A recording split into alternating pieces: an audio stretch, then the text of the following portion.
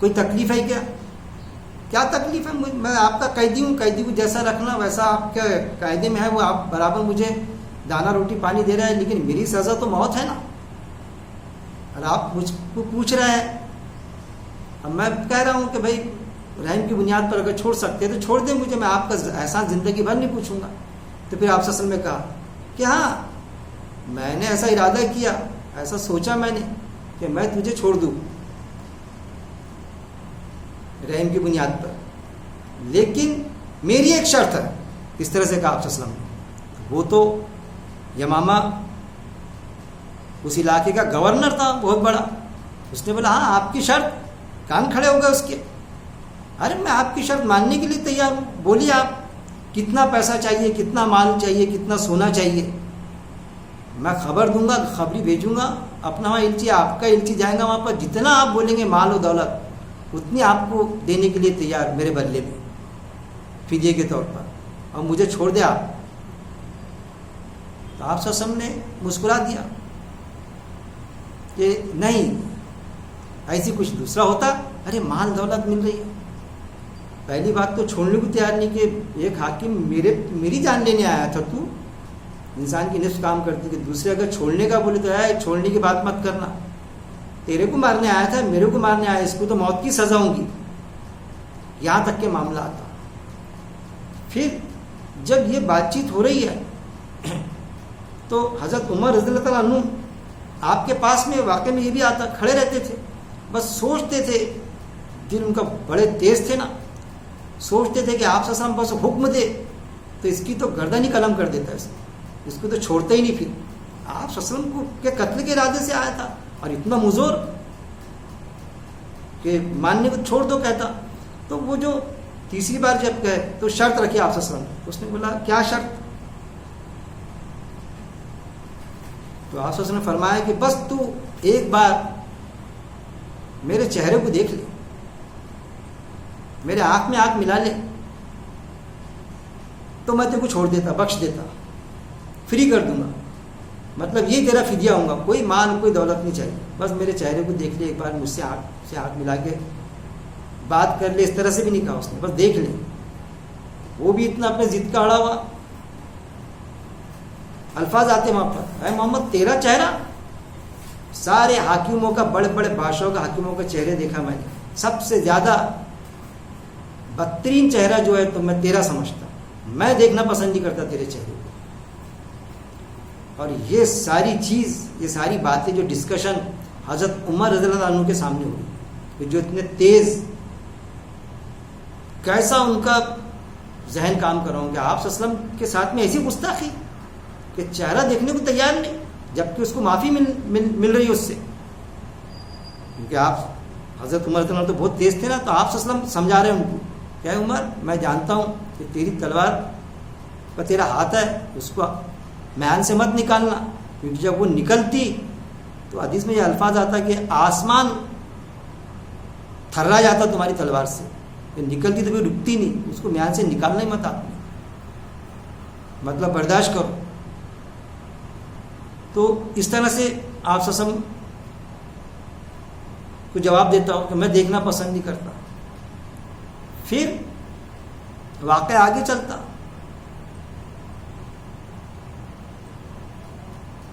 فرمایا آپ صلی اللہ علیہ وسلم سے کہ میں دیکھنا پسند نہیں کرتا۔ آپ صلی اللہ علیہ وسلم نے یہ نہیں پوچھا کیوں کیا، گویا کہ جب واقعہ جب پہنچا عروج کو تو بات یہ آئی کہ حضرت عمر رضی اللہ عنہ سے کہہ رہے، اب تو حضرت عمر رضی اللہ عنہ بالکل یہ سوچ رہے کہ اب تو اس نے کچھ، جب ایسا جواب دے دیا، اتنا ریئیکشن، اب تو آپ صلی اللہ علیہ وسلم کہیں گے کہ بس اب قتل کر دو، تو بالکل تیار۔ تو آپ صلی اللہ علیہ وسلم ان کو کہہ رہے کہ کچھ قتل نہیں، اس سے کہہ رہے سمامہ سے، جا میں نے تجھے معاف کر دیا، تو نے میری ذات پر حملہ کرنا چاہنا، مجھے مارنا چاہنا، مجھے بدلہ لینے کا حق ہے نا، لیکن میں نے تجھے تیری بیوی بچوں کی وجہ سے معاف کر دیا، کہ تو بیوی بچے والا ہے، رحم کی بنیاد پہ میں نے معاف کر دیا۔ اب سمامہ سے کہا جا رہا ہے کہ اس کو حضرت عمر رضی اللہ تعالیٰ عنہ کو بلایا جا رہا ہے، وہ تھے وہاں پر کہ ان کو مدینے کے باہر، اپنے سرحد کے باہر سیکورٹی کے ساتھ میں آپ بھیج دو ان کو پوری سیکورٹی کے ساتھ میں، سرحد کے پار کرا دو. اب سرحد کے پار کرانے کے لیے اب جو حضرت عمر رضی اللہ عنہ جن کو ذمہ داری دی جانا چاہیے تھا ان کو قتل کرنے کی، اس شخص کو، یہودی کو، ثمامہ کو، اب جس کو قتل کرنے کی جو ترس رہا تھا جو شخص حضرت عمر رضی اللہ عنہ کہ بس بالکل اس طاق میں تھے وہ کہ ایک بار حکم ہو جائے تو اس کو میں قتل کر دوں، اتنے جھلائے ہوئے تھے.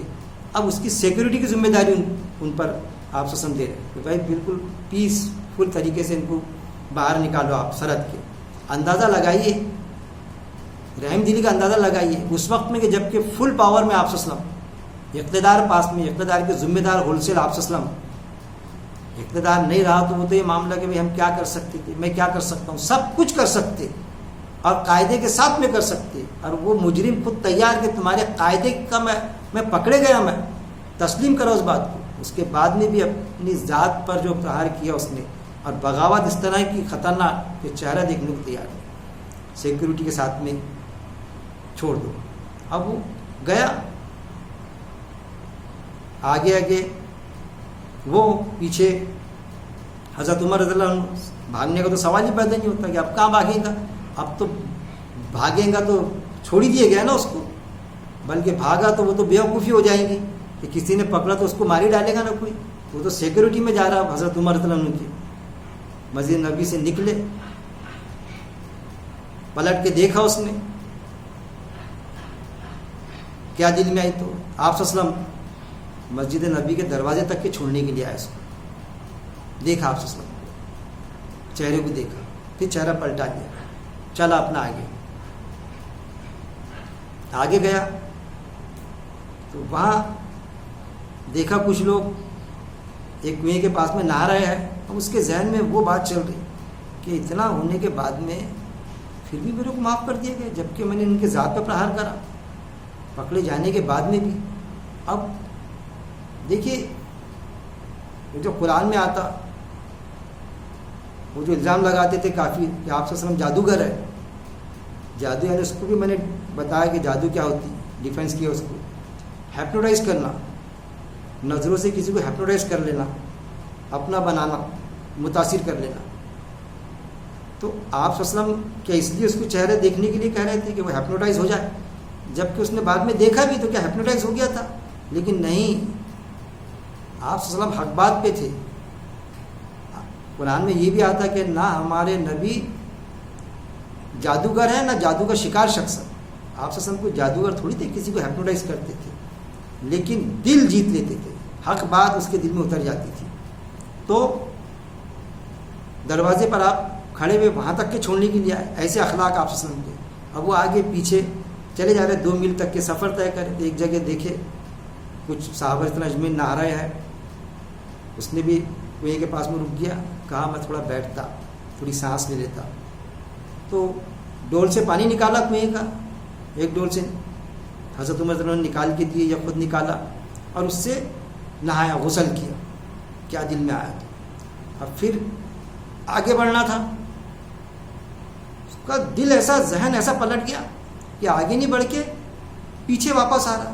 حضرت عمر رضی اللہ عنہ کہہ رہے ہیں ارے مجھے ذمہ داری دی گئی تھی تمہیں آگے سرحد پار کرنا، سیکورٹی کے ساتھ میں کرا دینا، تو پیچھے کیوں آ رہا ہے؟ اگر تو یہاں میری سیکورٹی سے نکل گیا تو کیوں کوئی دیکھے گا تو مجرم ہے نا، سب کو معلوم ہے، تو کوئی دیکھے گا تو دیکھتے برابر قتل کر دے گا تیرے. تو پیچھے واپس کیسا آ رہا؟ سیکورٹی میں رہے میرے. تو پیچھے واپس آیا، اس کو جانے دیے، وہ خاموش، مطلب بولتے نہیں، سن ہو گیا بالکل، اور اپنا جا رہا ہے پیچھے پلٹ کے.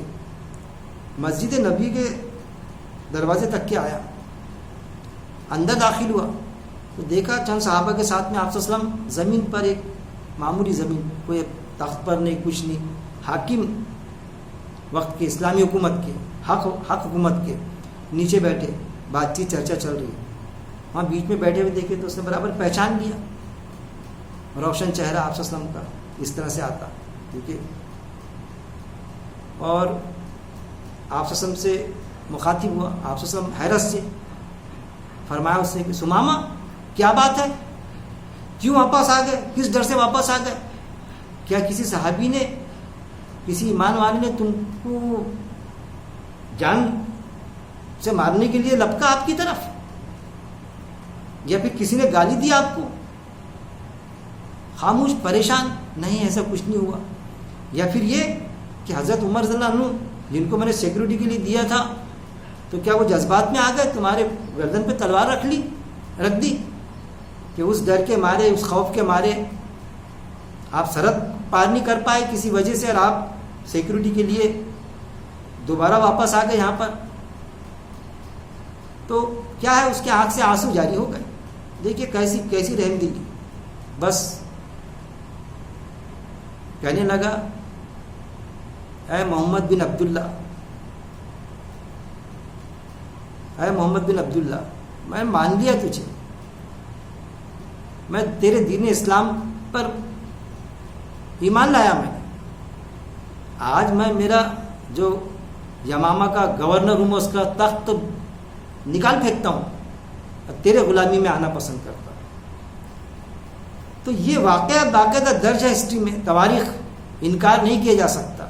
اس طرح سے رحم دلی کا معاملہ، اس طرح سے ایٹیٹیوڈ آپ صلی اللہ علیہ وسلم کا، ایسی شخصیت آپ صلی اللہ علیہ وسلم کی کہ کوئی مولانا صاحب ایک واقعہ، میں تو اس انداز سے بیان نہیں کر رہا ہوں، میں نے سنا یہ واقعہ تو آنکھ سے آنسو جاری ہو گئے. اس انداز سے انہوں نے اس واقعے کو پیش کیا، بڑے جذباتی انداز سے. تو دیکھیے ہم آپ صلی اللہ علیہ وسلم کیسا چلتے تھے، چلنے کے لیے تیار. آپ صلی اللہ علیہ وسلم کیسے کپڑے پہنتے تھے، ویسے کپڑے پہننے کے لیے تیار. کہ بھائی آپ صلی اللہ علیہ وسلم ایسا، ارے آپ صلی اللہ علیہ وسلم کیسا رحم کرتے تھے غیر مسلموں پر، یہاں تک کہ مخالف تھے ان پر، ویسا کیا ہم رحم کرنے کے لیے تیار ہیں؟ یا یہ واقعات ہم ان تک کے پہنچانے کے لیے تیار ہیں؟ ہمارے تو یہ ایٹیٹیوڈ ہے کہ زکوٰۃ، اللہ کہتا قرآن میں کہ زکوٰۃ غیر مسلم کو بھی دیتے آتی ہے کہ اس کا دل موم ہو ایمان کے پرتی. صرف توبہ آیت نمبر 60 میں ہے، میں نے اس کے پہلے بھی ہر بار بتاتا ہوں میں. لیکن ہم یہ بتاتے کئی عالم کہ نہیں، غیر مسلم کو زکوٰۃ نہیں چلتی. کہ کیا ہے یہ؟ اللہ سے دعا ہے کہ اللہ رب العزت قرآن کو سمجھنے، اس پر عمل کرنے اور موت تک اس پہ جمے رہنے، اور ساتھ میں قرآن کے مطابق جو حدیث آتی ہے کہ قرآن میں قاعدہ جو موجود ہے، حکم موجود ہے، اس کے حساب سے، اس کی ریفرنس سے کوئی حدیث آتی ہے، کوئی واقعہ، کوئی ڈائریکشن، تو ہم منکر حدیث نہ بنے، ہم اس حدیث کے پر سر تسلیم خم کریں. تو یہ بھی دعا کریں ہم ساتھ میں کہ منکر حدیث ہونے سے بچنے کی اللہ ہم کو توفیق دے، اور یہ بھی توفیق دے کہ جو حدیث قرآن کی آیت سے ٹکرائیں گی تو اس کو ریجیکٹ کرنے کی ہم کو طاقت دے. بھلے ہی وہ صحیح مسلم بخاری کی حدیث ہو، کتنے بھی معتبر ذرائع سے آئے، تو وہ ہم کو ریجیکٹ کرنے، اس کو ریفیوز کرنے، اور لوگوں تک کے وہ پیش کرنے اس بات کو کہ لوگ بھی سمجھے کہ دیکھیے یہ حدیث اس آیت کے ساتھ میں ٹکرا رہی ہے. اس کی بھی ہمت اور طاقت ہم کو دے. کیونکہ دیکھیں گے آپ، انہوں نے اپنے عالم و درویش اور مشائخوں کو اللہ کے سوا اپنا رب بنا لیا ہے. وہ بھی آیت موجود ہے کہ یہ چیزیں، حدیث، ایسی حدیثیں جو قرآن سے ٹکراتی، وہ آج ہمارے ایمان کا جز بنا دی گئی ہے. اللہ سے یہی دعائیں ہیں، اللہ عمل پر ہم کو ڈال دے. وآخر دعوانا ان الحمدللہ رب العالمین.